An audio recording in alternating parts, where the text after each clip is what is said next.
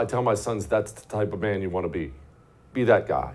And very proud to welcome that guy on to I'm Right. Jonathan Isaac, of course, NBA superstar with the Orlando Magic and author of a great book, Why I Stand. Jonathan, why'd you stand? Thank you so much for having me, Jesse, first off. But why I stood was actually pretty simple to me. What happened to George Floyd was obviously tragic and awful. But what I tried to do is take a step back and think about what was the best way for me to respond in this moment. And during that time, there was so much pressure on the NBA players to have to kneel for the national anthem and to wear a Black Lives Matter t-shirt.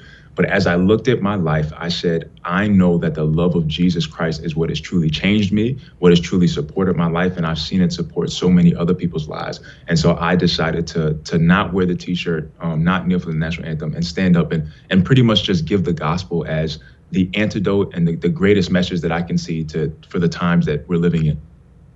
Amen. What a light to shine. And you say there was pressure, and obviously I know that must have been true because we saw this infect all professional sports, but pressure from where? From who? Why did so many NBA players feel this pressure? I don't believe for a second that Jonathan Isaac was the only one out there who wanted to stand, who probably picked up on a scam when he saw one. I'm sure there were others, but why did everyone else succumb to pressure? Where did this pressure come from?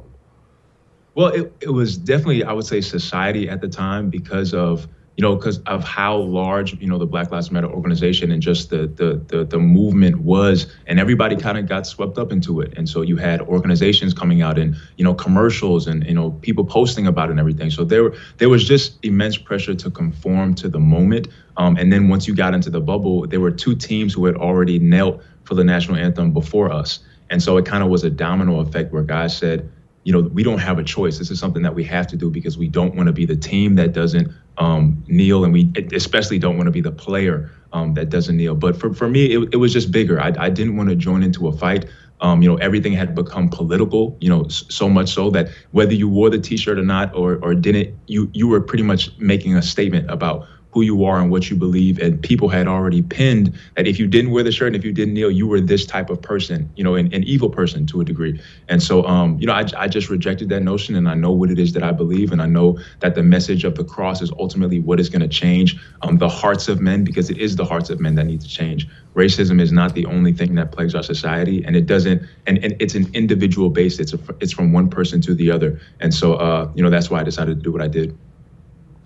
Jonathan, the NBA is obviously something I grew up with. I played basketball my whole childhood, very poorly, not quite as good as Jonathan Isaac, but I played, and it's just something my cousins and I always watched. In my opinion, just my personal opinion, it's more American than baseball. But NBA is as American as apple pie. Larry Bird, Michael Jordan, Magic, like this is how I grew up, and I don't watch anymore, brother. I don't, and I don't know that I'll ever get over watching a sports league that I have adored my whole life overwhelmingly come out, forgetting the Black Lives Matter stuff, come out against the country I love. I found it to be so stunning and disheartening, and this isn't unique to the NBA, NFL, all of them, I just dropped them all, of people who are the most blessed people in the world. And I know I'm one of those people too, hating the place that blessed them. Where does that come from? Is that just misguidance? Is it evil somewhere? What is it?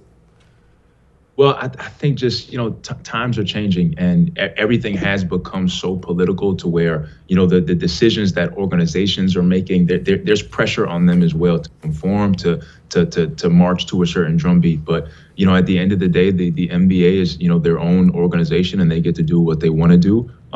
Even if it does, offend other people or, leave other people out, but it's ultimately up to them. But I'm here, and I decided to write the book to give people my journey and my story about how I led up to the moment of standing, and that's just where we're at. Don't miss Jesse Kelly Breaks History, Che Guevara, the latest episode of a new series available now exclusively for First TV supporters. Visit the First TV app or thefirsttv.com to subscribe and start watching today.